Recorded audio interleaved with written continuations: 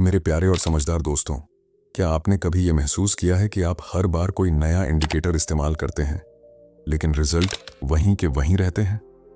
आप सोचते हैं शायद आरएसआई से कुछ होगा, नहीं तो बोलिंजर बैंड्स या फिर मूविंग एवरेज, पर अंत में आप फिर वहीं पहुंचते हैं जहां से शुरू किया था, उलझन, नुकसान और निराशा। अगर आप ट्रेडिंग कर रहे हैं सिर्फ किसी एक जादुई इंडिकेटर के भरोसे, तो यकीन मानिए आप गलत रास्ते पर हैं। और मैं आपको ये बात सिर्फ इसलिए नहीं कह रहा क्योंकि मैंने किताबें पढ़ी हैं। मैं खुद उस रास्ते से गुजरा हूं जहां हर चार्ट पर बस जवाब खोजता रहा। लेकिन एक दिन मुझे एहसास हुआ, समस्या इंडिकेटर की नहीं है, मेरी सोच की थी। इस वीडियो में मैं आपके साथ वो सब कुछ साझा करने जा रहा हूं जो मैंने सालों की ट्रेडिंग असफलताओं और अनुभवों से सीखा है। मैं आपको वो सच्चाई बताने वाला हूं जो कोई भी ट्रेडिंग कोर्स या ट्यूटर नहीं बताता। आप जानेंगे कि सबसे अच्छा इंडिकेटर कौन सा है और क्यों लाखों ट्रेडर्स उसे देखकर भी समझ नहीं पाते। अगर आप सच में ट्रेडिंग में बदलाव लाना चाहते हैं, अगर आप लॉस से निकलकर प्रॉफिट की ओर बढ़ना चाहते हैं, तो इस वीडियो को अंत तक देखिए। ये सिर्फ एक वीडियो नहीं, आपके ट्रेडिंग माइंड का मिरर है। और हाँ, अगर आप ऐसे ही रियल और मनोवैज्ञानिक दृष्टिकोण वाले वीडियो आगे भी देखना चाहते हैं, तो अभी इस चैनल को सब्सक्राइब कर लीजिए और वीडियो को एक लाइक जरूर दीजिए, ताकि ये संदेश उन लोगों तक पहुंचे जो अभी भी सही रास्ते की तलाश में हैं। अब आइए शुरू करते हैं इस मानसिक यात्रा की और जानते हैं आखिर ट्रेडिंग के लिए सबसे अच्छा इंडिकेटर क्या है।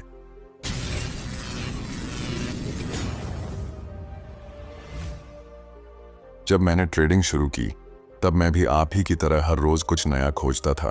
कोई ऐसा इंडिकेटर जो मुझे हर बार सही बता दे कि एंट्री कहां लेनी है और एग्जिट कब करनी है। मुझे लगता था शायद आरएसआई मेरी मुश्किलों का हल है।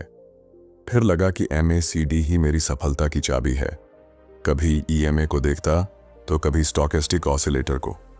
हर दिन एक नया सेटअप, हर बार एक नई उम्मीद।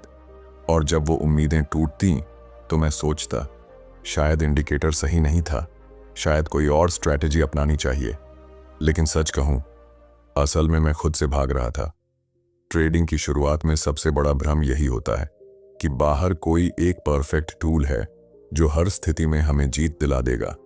लेकिन मैं आपको आज एक सच्चाई बताना चाहता हूं, इंडिकेटर कोई जादुई यंत्र नहीं है। वो सिर्फ एक रिफ्लेक्शन है, एक आईना है। और अगर आईने में जो चेहरा है वही अस्थिर हो, तो आपको उसमें कभी साफ तस्वीर नहीं दिखाई देगी। बहुत से लोग मुझसे पूछते हैं, आप कौन से इंडिकेटर यूज करते हैं? और मेरा जवाब उन्हें चौंका देता है, क्योंकि मेरी तलाश अब इंडिकेटर पर खत्म नहीं होती। मेरी तलाश अब अपने रिएक्शन पर, अपनी मानसिक स्थिति पर टिक गई है।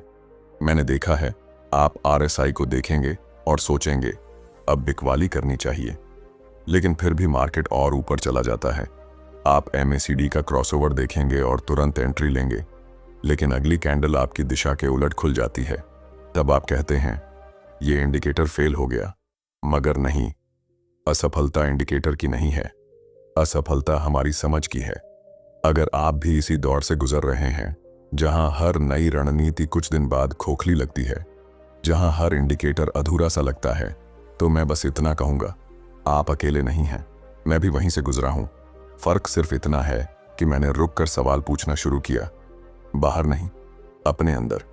क्योंकि असली यात्रा इंडिकेटर्स की नहीं है, असली यात्रा आपकी सोच की है। जब मैंने ये समझ लिया कि इंडिकेटर सिर्फ एक संकेत है, कोई जादू नहीं, तब मेरे सामने एक और बड़ा सवाल खड़ा हुआ, फिर भरोसा किस पर करूं?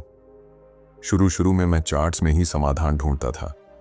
हर बार जब कोई ट्रेड गलत जाता, मैं सोचता शायद मैं कोई डेटा मिस कर रहा हूं, शायद मैंने टाइम फ्रेम सही नहीं चुना, या कोई हिडन सपोर्ट रेजिस्टेंस नहीं देखा।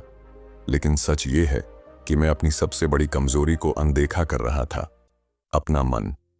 मैंने धीरे धीरे जाना कि ट्रेडिंग की असली लड़ाई चार्ट्स पर नहीं, दिमाग के अंदर होती है। बाहर जो दिखता है वो सिर्फ परिणाम है, लेकिन उस परिणाम को कौन आकार देता है? वो सोच, वो विश्वास, वो डर जो आपके अंदर चल रहा होता है। आप आरएसआई देखेंगे और लगेगा ओवरबॉट है, अब नीचे जाएगा। लेकिन आपका मन आपको कहता है इस बार नहीं बेचूंगा, पिछली बार जल्दी कर दी थी। और आप रुक जाते हैं। फिर जब मार्केट सच में गिरता है तब पछतावा होता है। फिर आप सोचते हैं शायद इंडिकेटर गलत था, लेकिन सच तो ये है कि इंडिकेटर वही था। आपके भीतर जो आवाज थी वही डगमगा गई थी। ट्रेडिंग में सफल होने के लिए सबसे पहले जरूरी है कि आप अपनी मानसिक स्थिति को समझें। क्या आप डर के कारण कोई निर्णय ले रहे हैं? क्या आप लालच में आकर जल्दी एंट्री ले रहे हैं? क्या आप हर बार पिछली गलती को दोहराने के डर से अगली बार कुछ और गलती कर बैठते हैं? ये सवाल किसी चार्ट में नहीं मिलेंगे। ये जवाब आपको खुद से पूछने होंगे। मैंने खुद के साथ बैठना शुरू किया। मैंने देखा कि मैं क्यों जल्दी घबरा जाता हूं, क्यों मुझे जीत से ज्यादा हार का डर रहता है। और जैसे जैसे मैंने अपने मन को समझना शुरू किया, वैसे वैसे मैंने देखा कि इंडिकेटर वही हैं, लेकिन उनका मतलब अब बदल गया है। अब जब मैं RSI देखता हूं, मैं सिर्फ नंबर नहीं देखता, मैं खुद को देखता हूं, मेरी प्रतिक्रिया, मेरी सोच, मेरी भावना, और वहीं से मेरी असली रणनीति शुरू होती है। अगर आप ये सोच रहे हैं कि मार्केट आपको बार बार हरा देता है, तो एक बार अपने भीतर झांकिए। शायद समस्या इंडिकेटर की नहीं, आपकी प्रतिक्रिया की है। याद रखिए, मार्केट को जीतने के लिए आपको पहले खुद पर जीत पानी होगी। जब मैंने अपने भीतर की आवाज सुननी शुरू की, तो मुझे यह भी समझ में आने लगा कि इंडिकेटर गलत नहीं थे। हाँ, आपने सही सुना, वो काम करते हैं, लेकिन तब नहीं जब हम उन्हें मसीहा समझते हैं, बल्कि तब जब हम उन्हें एक माध्यम मानते हैं, एक गाइड। मैंने बहुत समय पहले महसूस किया था कि समस्या इंडिकेटर में नहीं होती, बल्कि हमारी अपेक्षा में होती है। हम चाहते हैं कि वो हमें 100% गारंटी दे, लेकिन ट्रेडिंग में गारंटी नहीं, संभावना होती है, और इंडिकेटर बस उसी संभावना को दिखाते हैं। अब सोचिए, अगर कोई आपको रास्ता दिखा रहा हो और आप उसकी बात को गलत तरीके से समझ लें, तो क्या गलती उस रास्ता दिखाने वाले की है? नहीं। ठीक उसी तरह, अगर RSI 70 पार कर रहा है और आप सोचते हैं कि अब गिरावट पक्की है, लेकिन मार्केट और ऊपर चला जाता है, तो इसका मतलब ये नहीं कि RSI झूठा है। इसका मतलब सिर्फ इतना है कि आपने उसे एक सिग्नल नहीं, एक भविष्यवाणी समझ लिया। मैंने इंडिकेटर्स को पढ़ना नहीं, महसूस करना शुरू किया। उनके पीछे की मनोविज्ञान को समझना शुरू किया। RSI ये नहीं कहता कि अब बेचो, वो सिर्फ ये कहता है कि अब मार्केट में ओवरबॉट कंडीशन है, यानी लोग खरीदने में उत्साहित हैं। अब सवाल ये नहीं कि आप बेचेंगे या नहीं, सवाल ये है कि आप उस भावना को किस तरह समझते हैं। इसी तरह जब MACD में क्रॉसओवर होता है, वो कोई गारंटी नहीं देता, वो बस कहता है कि मोमेंटम बदल रहा है, अब आगे बढ़ना है या रुकना है, ये निर्णय आपको लेना होता है। बहुत सारे लोग इंडिकेटर्स को इसलिए दोष देते हैं क्योंकि उन्हें खुद पर भरोसा नहीं होता, लेकिन मैं जब अपने निर्णय की जिम्मेदारी लेने लगा, तभी मुझे दिखने लगा कि इंडिकेटर दरअसल मुझे क्या कह रहा है। और सबसे जरूरी बात, मैंने सीखा कि एक ही इंडिकेटर हर किसी के लिए अलग बोलता है, क्योंकि हम सबकी सोच, अनुभव और इमोशंस अलग होते हैं। जिस तरह आप किसी तस्वीर को देखकर कुछ और महसूस करते हैं और मैं कुछ और, उसी तरह इंडिकेटर्स भी हर दिमाग के लिए एक अलग भाषा बोलते हैं। इसीलिए अगली बार जब आप कोई इंडिकेटर देखें, तो सिर्फ उसके सिग्नल पर ध्यान मत दीजिए, ये समझिए कि आप उस सिग्नल को कैसे देख रहे हैं। कहीं आप उस सिग्नल में वो तो नहीं देखना चाहते जो आपको पहले से चाहिए था। याद रखिए, इंडिकेटर एक रास्ता दिखा सकता है, लेकिन चलना आपको ही होगा। और अगर आपके कदम डगमगाए हुए हैं, तो कोई भी रास्ता मंजिल तक नहीं ले जाएगा। जब मैंने ये स्वीकार कर लिया कि इंडिकेटर भविष्य नहीं बताते, सिर्फ संकेत देते हैं, तब मेरे अंदर एक और बड़ा बदलाव आया। मैं अब पहले जैसा नहीं सोचता था। पहले मैं हर चार्ट पर 5-5 टूल्स लगा देता था, RSI, MACD, EMA, Bollinger bands, Fibonacci. ऐसा लगता था जितना ज्यादा लगाऊंगा उतना क्लियर होगा। लेकिन अब मैंने उलटा करना शुरू किया। मैंने सब कुछ हटाया, बस 1-2 इंडिकेटर्स रखे और उन्हें इतना गहराई से पढ़ना शुरू किया कि उनके हर मूवमेंट के पीछे की सोच समझने लगा। मैंने RSI को एक नंबर की तरह नहीं, एक भावना की तरह देखना शुरू किया। 70 पर सिर्फ यह नहीं देखता कि अब ओवरबॉट है, बल्कि सोचता, मार्केट में इतनी ताकत कहां से आई, लोग इतने आश्वस्त क्यों हैं। और वहीं से मेरा दृष्टिकोण बदलने लगा। कम इंडिकेटर मतलब कम जानकारी नहीं, बल्कि साफ जानकारी। आपने देखा होगा, जब मन ज्यादा बातें सोचता है तब निर्णय कठिन हो जाता है। वही हाल ट्रेडिंग का होता है।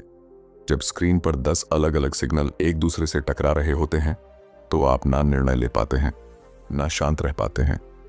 मैंने सीखा कि एक ट्रेडर की असली ताकत उसकी स्पष्टता है, और वो स्पष्टता तब आती है जब आप कम चीजों पर ज्यादा ध्यान देते हैं, गहराई लाते हैं। ऐसा नहीं कि आज RSI, कल इचिमोकू और फिर अगले हफ्ते VWAP।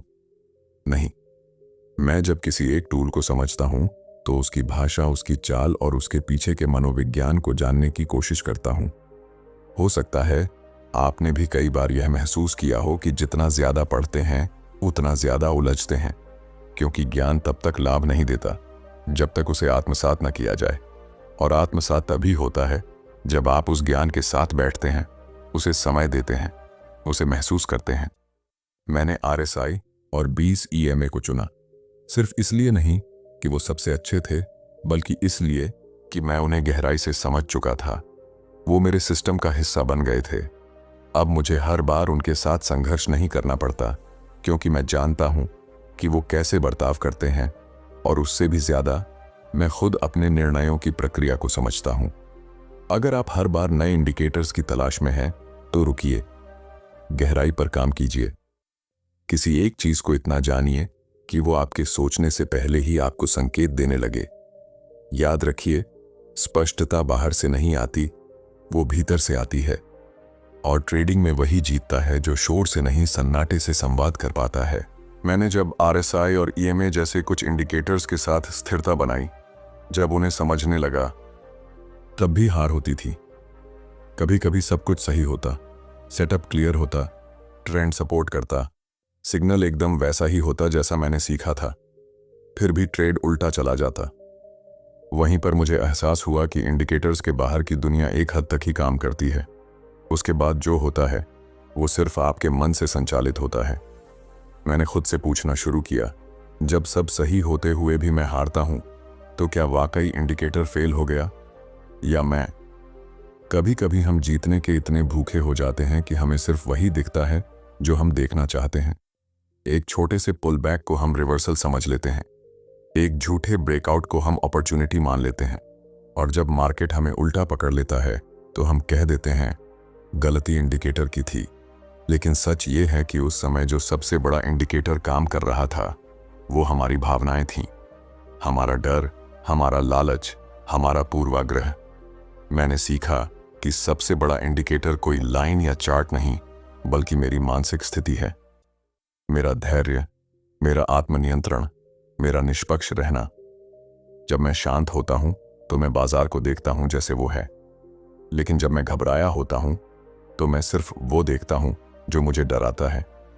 आपने भी ये महसूस किया होगा, आप किसी ट्रेड में होते हैं और जैसे ही वो थोड़ा उल्टा चलता है, आपकी धड़कन तेज हो जाती है। आप बार बार चार्ट देखने लगते हैं, हर टिक की आवाज अंदर तक चुभने लगती है। उस समय इंडिकेटर कुछ भी कहे, आप सुन ही नहीं पाते, क्योंकि मन का शोर ज्यादा तेज होता है। यही वो जगह है जहां ज्यादातर लोग हार मान लेते हैं, लेकिन वहीं से असली ट्रेडर की परीक्षा शुरू होती है। मैंने अपने अंदर एक नियम बनाया, मैं चार्ट पढ़ने से पहले खुद को पढ़ूंगा। अगर मैं अंदर से बेचैन हूं तो मैं ट्रेड नहीं लूंगा, क्योंकि जो मन खुद से नहीं जीत सकता वो मार्केट से कैसे जीतेगा। याद रखिए, बाजार कभी आपके खिलाफ नहीं होता, वो बस चलता है। लेकिन आपकी मानसिकता तय करती है कि आप उस प्रवाह के साथ बहेंगे या उसमें डूबेंगे। अगर आप सच में जानना चाहते हैं कि सबसे सटीक इंडिकेटर कौन सा है, तो आज से हर ट्रेड से पहले खुद से एक सवाल पूछिए, क्या मैं शांत हूं? क्या मैं तटस्थ हूं? क्या मैं निर्णय लेने के लिए तैयार हूं या सिर्फ रिएक्ट करने के लिए बैठा हूं? अगर आप इन सवालों के उत्तर ईमानदारी से दे पाए तो यकीन मानिए, कोई भी इंडिकेटर अब आपको भ्रमित नहीं करेगा। जब मैंने ये स्वीकार कर लिया कि मार्केट में असली इंडिकेटर मेरा मन है, तब मेरे अंदर एक स्थिरता आनी शुरू हुई। अब मैं चार्ट देखकर डरता नहीं था, इंडिकेटर को देखकर उलझता नहीं था, क्योंकि अब मुझे पता था कि सिग्नल चाहे जो भी हो, निर्णय हमेशा मुझसे ही निकलेगा। मैंने एक बात बहुत गहराई से समझी, ट्रेडिंग कोई युद्ध नहीं है जिसमें मार्केट आपका दुश्मन है। ये एक दर्पण है जो हर क्षण आपको आपके भीतर के विश्वास, डर, लालच और अनुशासन की झलक दिखा रहा होता है। आप जीतते हैं या हारते हैं, इसका निर्धारण बाहर की कोई लाइन या पैटर्न नहीं करता। उसे तय करता है आपका जवाब, आपका मानसिक संतुलन। आज भी मैं RSI देखता हूं, EMA देखता हूं, लेकिन मैं उन्हें तब तक नहीं सुनता जब तक मेरा मन शांत ना हो। अगर मैं बेचैन हूं, लालची हूं या बदले की भावना में हूं, तो मैं चार्ट बंद कर देता हूं, क्योंकि मैं जानता हूं उस क्षण मेरा सबसे बड़ा दुश्मन खुद मैं ही हूं। और जब मन शांत होता है तो वही इंडिकेटर जो पहले भ्रमित करता था अब बिल्कुल स्पष्ट दिखता है। उसी RSI में अब मैं प्रेशर की लहरें देखता हूं, उसी MACD में मैं प्रवृत्ति की चाल पकड़ पाता हूं, और EMA अब केवल एक मूविंग एवरेज नहीं, एक प्रवाह बन जाता है, जैसे नदी का बहाव, जो अगर आप समझ जाए तो आप उसके साथ बह सकते हैं। अगर आप भी अभी उस दौर से गुजर रहे हैं जहां हर हार आपको झकझोर देती है, जहां हर ट्रेड के बाद आत्मसंदेह बढ़ता है, तो मैं बस इतना कहूंगा, आपकी यात्रा सही है। बस रुकिए मत। सफल ट्रेडिंग न टूल्स से आती है, न टिप्स से, वो आती है उस एक अनुशासित सोच से जो हर परिस्थिति में स्थिर रहना जानती है। मेरा विश्वास है, अगर आपने खुद को समझ लिया तो फिर कोई भी इंडिकेटर आपको धोखा नहीं देगा, क्योंकि तब आप सिग्नल नहीं, संकेत देखेंगे। तब आप हार से डरेंगे नहीं, सीखेंगे। और तब आपका हर ट्रेड, चाहे वो सफल हो या असफल, एक नई दिशा देगा। ट्रेडिंग एक मनोविज्ञान है, और मनोविज्ञान का मूल है स्वयं की समझ। इसलिए अगर आप सच में जानना चाहते हैं कि सबसे अच्छा इंडिकेटर कौन है, तो आईना उठाइए, जवाब वहीं मिलेगा। ट्रेडिंग में सबसे अच्छा इंडिकेटर कोई RSI, MACD या EMA नहीं, बल्कि आपकी खुद की मानसिकता, अनुशासन और भावनात्मक स्पष्टता है। जब आप अंदर से स्थिर होते हैं, तब बाहर के सभी संकेत भी आपको दिशा देना शुरू करते हैं।